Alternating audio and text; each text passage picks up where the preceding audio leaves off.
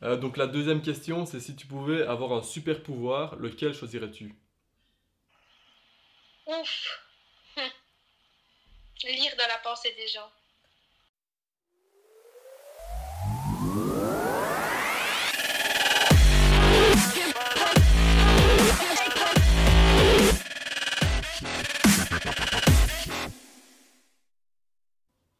Bonjour à tous et bienvenue sur ma chaîne YouTube. On se retrouve aujourd'hui pour une nouvelle interview téléphonique. Je vais interviewer une sportive belge, une judokate qui nous provient de la région liégeoise. Elle a 21 ans, elle a été championne de Belgique senior en 2019. J'appelle tout de suite Despina Papadopoulos. C'est parti.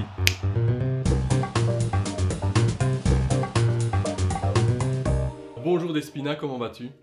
Bonjour, ça va très bien et toi? Ça va très bien. Donc pour tous ceux qui ne te connaîtraient pas sur ma chaîne, peux-tu te présenter en quelques mots? Bonjour à tous, je m'appelle Despina Papadopoulos, j'ai 21 ans, je viens de Liège, je fais du judo et je fais des études de comptabilité à l'ELMO, Sainte-Marie. Ok, parfait. Est-ce que tu peux revenir un peu plus en détail sur ton parcours en tant que judokate? J'ai commencé à l'âge de 6 ans et en fait c'était mon frère qui en faisait, ça faisait 2 ans qu'il en faisait et un jour j'ai été regarder et j'ai vraiment aimé ce sport parce que c'était vraiment un sport qui était complet et vu que j'étais super active, enfin hyper active et tout, je me suis dit pourquoi pas essayer et dès le premier entraînement j'ai vraiment accroché donc voilà, après j'ai enchaîné les petites compétitions et tout et voilà, ça a porté ses fruits et puis j'ai commencé les championnats et voilà. Ok, parfait. Donc, la pratique du judo, pour tous, à mon avis, c'est un sport quand même connu, mais peut-être qu'il y a des personnes qui ne connaîtraient pas encore bien le judo. Est-ce que tu peux expliquer un peu ce que c'est? Le judo, donc c'est un art martial. Et en fait, un combat de judo, ça se passe deux partenaires. Et donc le combat dure 4 minutes. Et pour le gagner, en fait, il faut le projeter et qu'il tombe sur le dos avec les deux épaules contre le sol, enfin contre le tatami. Et donc ça, c'est victoire directement. Ou alors on peut gagner via une immobilisation ou via l'abandon d'une clé de bras ou d'un étranglement. Ou alors on peut marquer 2 points, donc 2 wasaris. Donc c'est juste quand une épaule touche. Voilà, donc quand on a 2 wasaris, on gagne le combat. Et on peut aller jusqu'aux prolongations s'il n'y a pas de points. Et voilà, il y a des pénalités si on sort ou si on fait des fautes. Et voilà, à 3 pénalités, l'autre a gagné. Ok. Et au niveau d'une compétition, ça se déroule comment? C'est par catégorie d'âge. Donc il y a les U15, U18, U21 et plus de 21 ans souvent. C'est par catégorie de poids. Et on arrive, on va au pesée.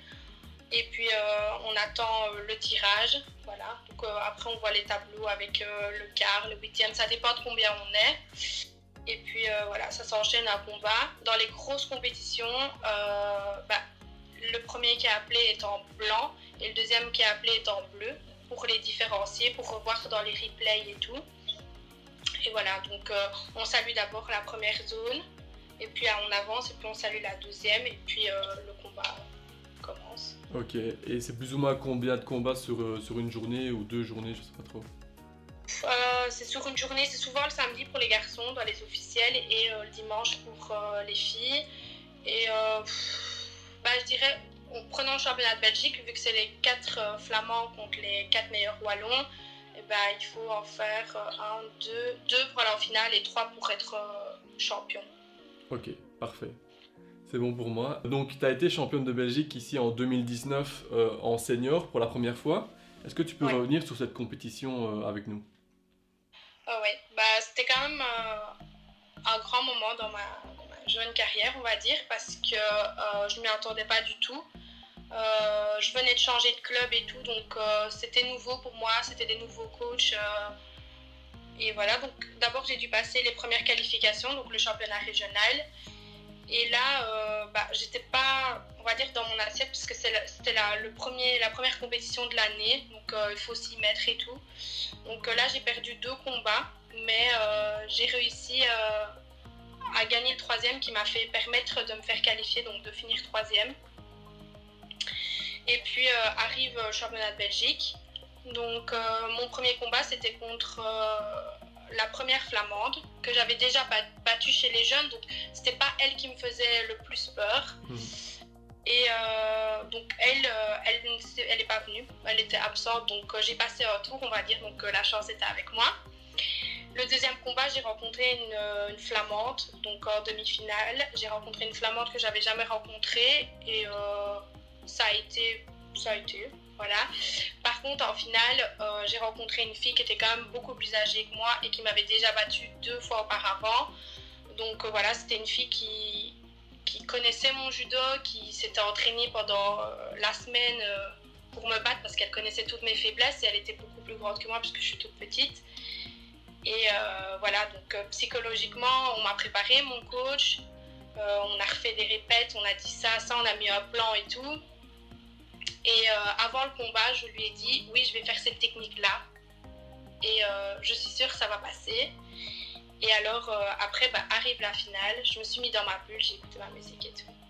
Je monte, première attaque, j'arrive à l'esquiver. Et deuxième attaque, elle fait tout ce que j'avais prévu. Et j'arrive à lui marquer, donc après même pas 30 secondes. Et après, j'ai dû la tenir en immobilisation parce qu'elle était sur le côté, donc avec une épaule. Et là, on m'avait d'abord mis un poids, donc un wazari, donc j'aurais dû l'immobiliser moins de temps.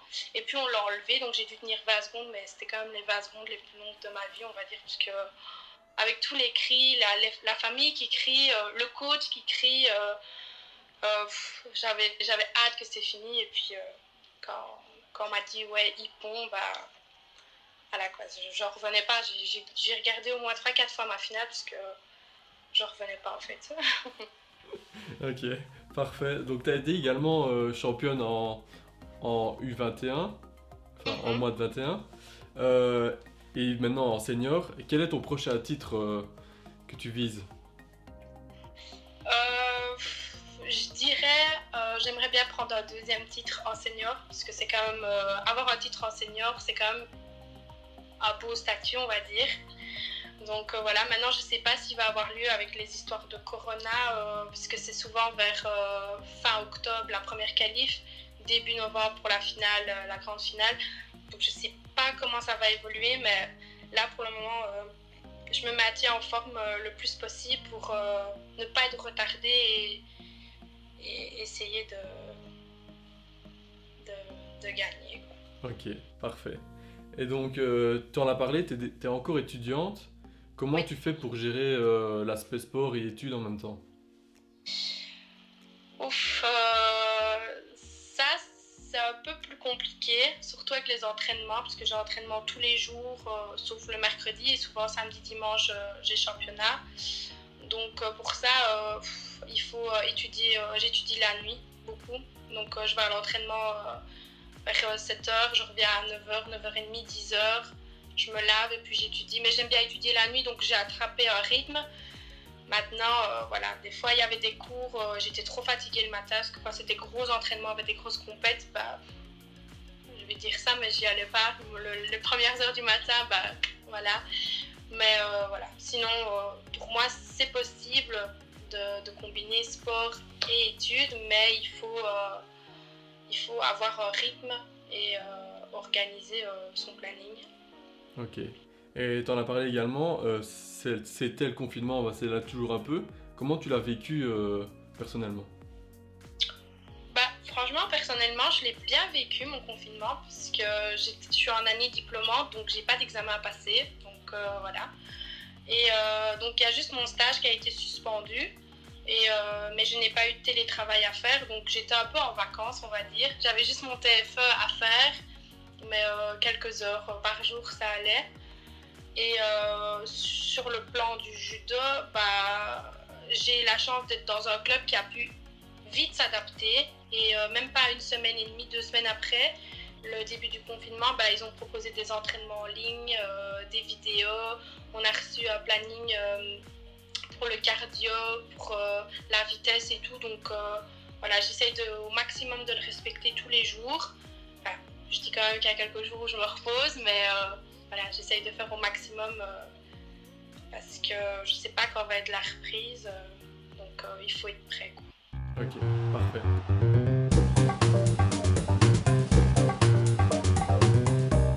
Passons maintenant à la partie numéro 2, donc c'est un petit questionnaire. Donc aujourd'hui j'ai choisi un questionnaire sur un très grand représentant du judo, qui était Teddy Riner je pense. Je te pose la question, il y a 4 propositions, mais si tu connais la réponse directement tu peux la dire. Ça va? Ok, ça va. À quel âge Teddy Riner a été champion du monde pour la première fois en senior? Tu veux les propositions? Ouais, 17, 18, 19 ou 20 ans? 17. Non. Bah. C'est 18? c'est 18, ouais. C'est à 18 ans, Ouais, presque. ouais, il a été champion du monde et champion d'Europe la même année. Pour la petite histoire. Combien de titres de champion du monde a-t-il gagné?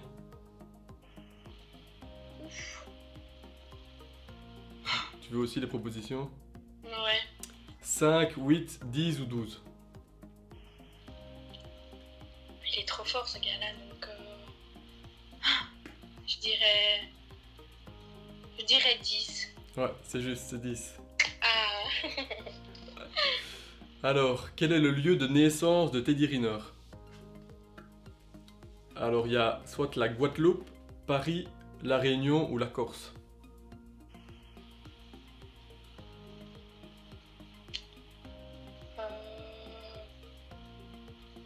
Paris, Guadeloupe, La Réunion. La Réunion? Non, Guadeloupe. ouais, c'est la Guadeloupe. Il est né en Guadeloupe et puis il vit à Paris actuellement, je pense. Alors, quelle est la taille de Teddy Riner? Oh, c'est lui, il est géant, lui, par contre. 1,94, 1,98, 2,02 m ou 2,04 m? 2,04 m. Ouais, c'est juste. Alors, la dernière question, c'est pas par rapport à Teddy Riner, c'est qui est le numéro 1 en judoka belge actuellement? Au niveau monsieur, pardon. Mathias Casse. Parfait. C'est bon.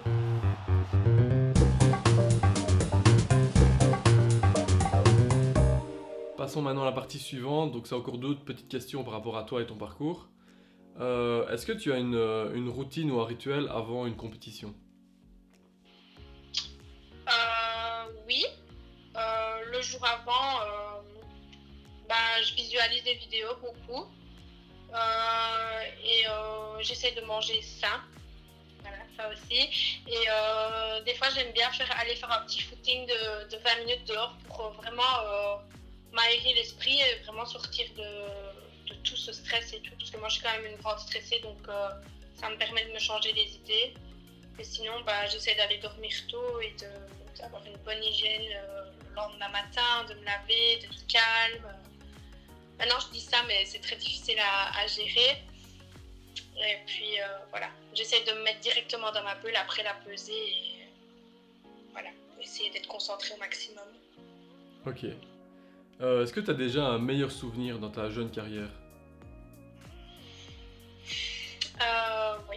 J'en ai deux en fait. C'est mes deux premiers titres. Le premier en junior et le premier en junior parce que je m'y attendais vraiment pas parce que déjà le jour même, j'étais pas censée participer à la compétition parce que j'étais très malade. J'avais perdu 4 kilos en 2 jours, donc j'étais très très faible.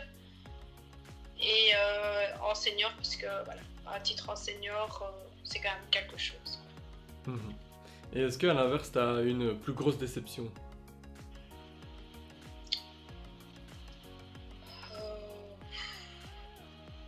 Une déception? Non.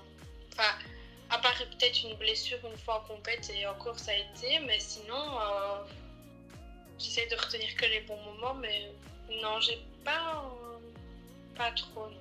Ça va. Non. Tant mieux, hein. Ouais. Est-ce que tu as d'autres passions ou hobbies que le judo? La cuisine. J'aime vraiment bien cuisiner. Pâtisserie, tout. Ok. Les origines méditerranéennes font que... Voilà. Ok, parfait. Est-ce que tu as une blague à nous raconter? Si t'en as pas, c'est pas grave. Une blague? Ouais, mais elle peut être drôle pour moi et être ridicule pour les autres. Hein. C'est toi qui vois. Euh, je vais en dire une, mais aussi. Je me demande si c'est pas. Je vais pas m'afficher, mais bon. Qu'est-ce qui se passe quand deux poissons s'énervent? Je sais pas. Le ton monte. C'est débile, mais c'est drôle en même temps, quoi. Ouais. C'est pas mal.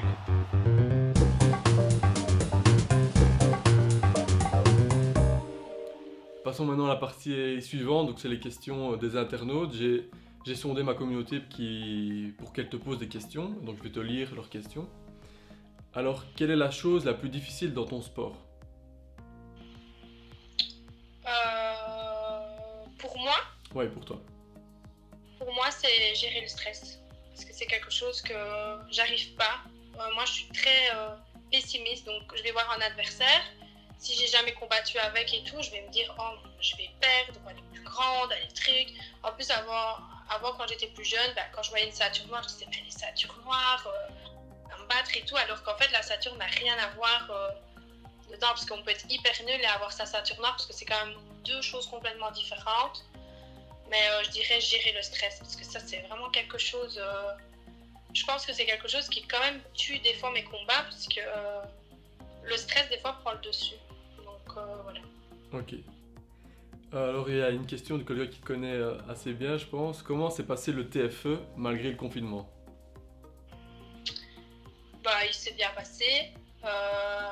Si c'est une personne que je connais, elle sait bien que en fait, j'ai commencé plus tard que les autres, parce que j'aime bien faire tout à la dernière minute, mais que je fais ça souvent la nuit, en fait. J'aime bien, je suis inspirée la nuit, donc je commence le TFE vers minuit et je le finis à 5h du matin, quoi. Et là, je dors. Parce que, en fait, tout le monde dort, donc du coup, je peux me concentrer.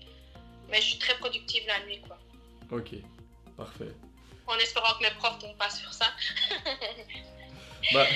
Tant qu'il est rendu, c'est ce qui compte. Ouais, voilà.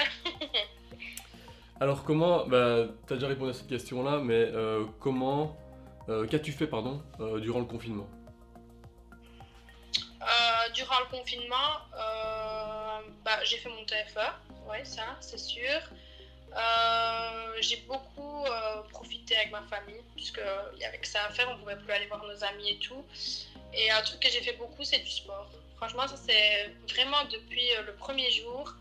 C'est un truc que j'ai pas arrêté et j'avais commandé des trucs sur Decathlon et tout pour vraiment faire plein d'exercices. J'avais commandé une échelle, des élastiques et tout.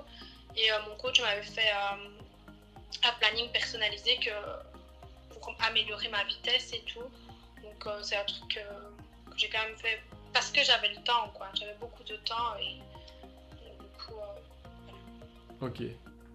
Et à quoi ressemble un entraînement intensif en judo?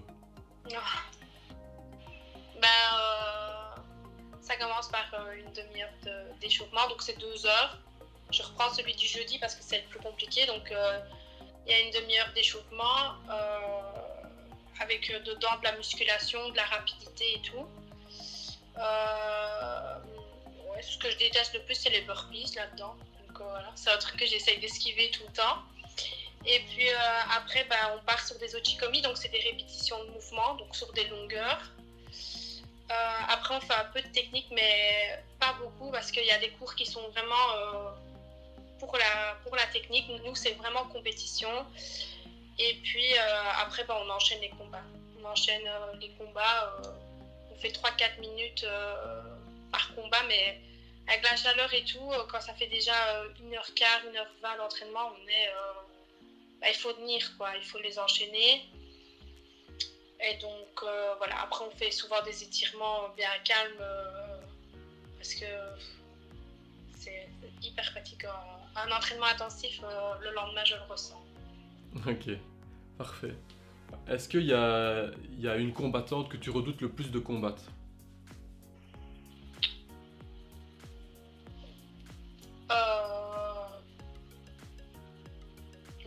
Non. Je me dis que si j'ai un titre, c'est que voilà, quoi. Mais dans ma catégorie, non. maintenant, il y a toujours plus fort que soi. Et moi, vu que je suis très pessimiste, je pourrais me dire, ouais, je vais perdre contre elle, je vais perdre contre elle. Alors qu'en fait, dès que j'ai les premières impressions dans le combat, bah, je me dis non, ça va quoi. Donc, je dirais non. Je dirais non. Ok, parfait. Est-ce que tu as fait d'autres sports que le judo? Non, j'ai commencé direct le judo à 6 ans. Ok, parfait. Et du coup, quels sont les atouts pour performer au judo? Les atouts, pour moi, il faut être rigoureux. Ça veut dire que il faut jamais lâcher aussi. Il faut tout le temps persévérer, s'entraîner. Que dire aussi? Atout. Il faut surtout être fair-play, je trouve. Parce que si on n'est pas fair-play et tout, et qu'on va perdre un combat, on va être dégoûté et je pense qu'on va arrêter et tout. Donc je pense qu'être rigoureux, être fair-play, se donner à fond chaque fois, à chaque entraînement et tout. Comme ça, on est sûr que, on n'a rien à regretter si on perd ou si ça se passe bien. Ok, parfait. C'est bon pour la question des internautes. Donc si vous avez d'autres questions, n'hésitez pas à le mettre en commentaire. Je suppose que tu y répondras avec plaisir. Oui, sans souci.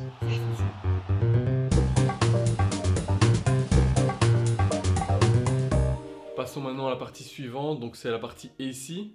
Donc c'est des questions un peu sur l'imaginaire. Tu peux me donner 3 numéros entre 1 et 15.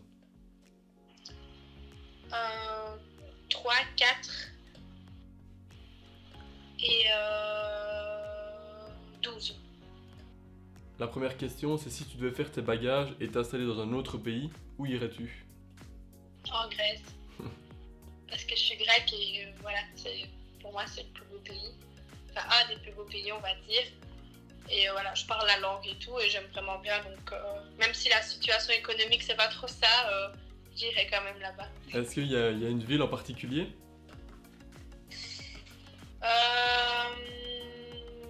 Je dirais Thessalonique et si c'était une île, en Crète. Ok. Donc la deuxième question, c'est si tu pouvais avoir un super pouvoir, lequel choisirais-tu? Ouf. Lire dans la pensée des gens. Ouais, Parce que des fois on voit les gens, on les voit comme ça, où ils sont froids, où ils sont contents, mais j'aimerais bien savoir ce qu'ils pensent au fond. Voilà, c'est un peu le côté curieux qui... Ok, parfait. La troisième question, si tu étais une scientifique folle, quelle machine aimerais-tu inventer?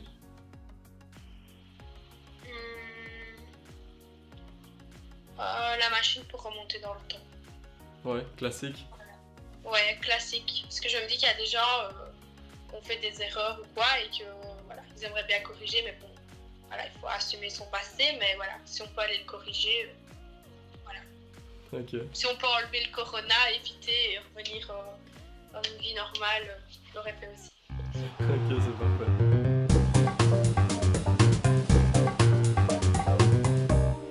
Passons maintenant à la dernière partie, donc c'est des questions courtes et une réponse rapide, donc tu dois me répondre en quelques mots.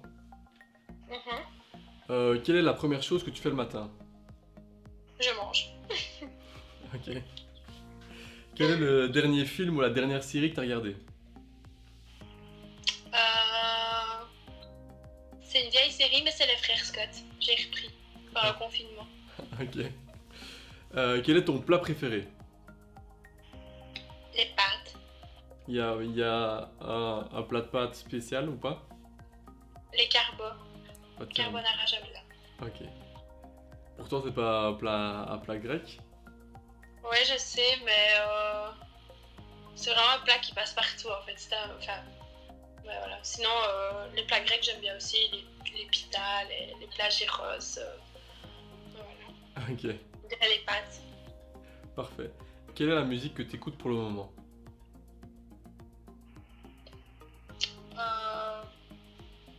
Ça va peut-être faire frager, mais j'écoute beaucoup du Dadju.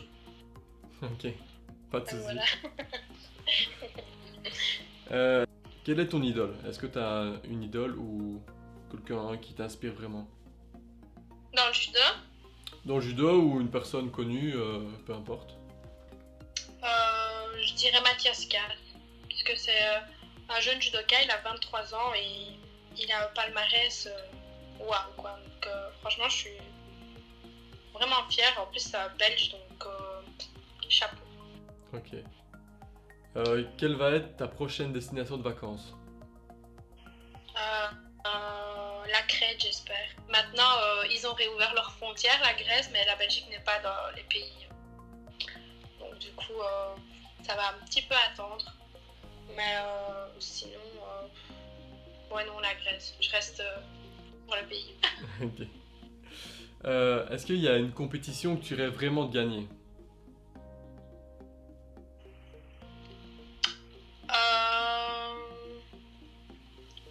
Bah, peut-être l'Open d'Erstal. C'est une compétition internationale qui est organisée ici en Belgique. Et il y a vraiment beaucoup de, on va dire, de stars du judo qui viennent. Parce que c'est une étape avant leur stage en France et tout. Et voilà quoi. Ce serait bien de gagner. Maintenant, il faut viser haut. Puisque cette année, il y avait la championne olympique qui était là. Donc c'est quand même du high level, on va dire. Ok. Et est-ce que justement c'est un objectif pour toi de faire des tournois comme ça avec des personnes au niveau international? Bah, je dirais que maintenant c'est un peu trop tard parce que j'arrive, enfin, je suis déjà en senior et tout, et que ça n'a jamais été. En fait, le judo ça paye pas, donc du coup c'est beaucoup les sponsors et tout, et vu que ça paye pas et tout, il n'y a pas trop de garantie, et vu qu'à 30-35 ans on a fini carrière, bah, je préférais m'assurer vraiment un avenir et donc avoir un diplôme et tout. Je me dis, je peux faire ça sur le côté. Voilà. C'est plus une passion que me lancer vraiment, vraiment, vraiment dedans, parce que c'est tout le temps des voyages, des stages et tout. Donc, je sais pas, c'est bizarre. Il faut vraiment le vouloir, quoi. Ok, pas de souci. Quel est le dernier profil que tu regardais sur les réseaux sociaux? Euh, je crois que c'est un judoka et. Ouais, non, c'est Thomas Nikiforov, un judoka belge. Ok, J'ai regardé tantôt. parfait. Est-ce qu'on peut te souhaiter quelque chose pour cette saison qui va sûrement reprendre? Oui, me souhaiter qu'on puisse reprendre le plus vite possible et bah, peut-être un deuxième titre en senior fin d'année. Ok. Ce serait parfait. Ok, parfait. Est-ce que tu as un mot pour terminer cette interview? Oui. Je dirais à ta communauté du coup de prendre soin d'eux, voilà. Et que malgré qu'on est en déconfinement et tout, bah, il faut qu'on continue à faire gaffe parce que voilà, on a fait tant d'efforts, il ne faut pas que ça parte comme ça. Il faut continuer parce que voilà, on n'est pas à l'abri d'une deuxième vague et voilà, tant que ce ne sera pas parti, il faut continuer à faire, à se laver les mains, à mettre du gel, des masques et tout. Comme ça, nous, bah, on pourra au plus vite reprendre le judo et voilà. Pour la vie, pour tout le monde en fait. Ok, parfait. Un grand merci pour cette interview d'Espina. Bah, si tu n'as plus rien à dire, vas-y, dis-moi.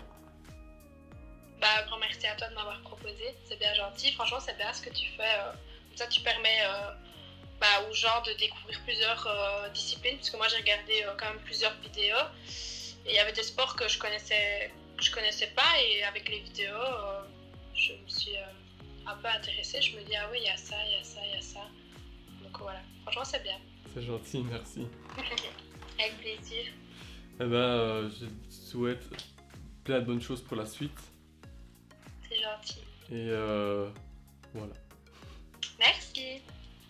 Et pour toutes les personnes qui souhaiteraient découvrir le judo ou essayer en région liégeoise, bah, vous pouvez venir essayer au dojo liégeois, voilà, qui se trouve dans le quartier des Vennes. Donc c'est le club d'Ingrid Bermans. Et voilà, il y a vraiment pour tout niveau, c'est-à-dire qu'il y a vraiment des cours qui sont organisés pour les débutants, pour ceux qui ont déjà le niveau compétiteur, il y a pour les enfants, il y a du kata. C'est vraiment un club où il y a y a pour tous les niveaux, toutes les sections. Donc voilà, n'hésitez pas à prendre contact avec moi si vous voulez plus d'infos ou avec mes coachs. Donc voilà. Ok, parfait.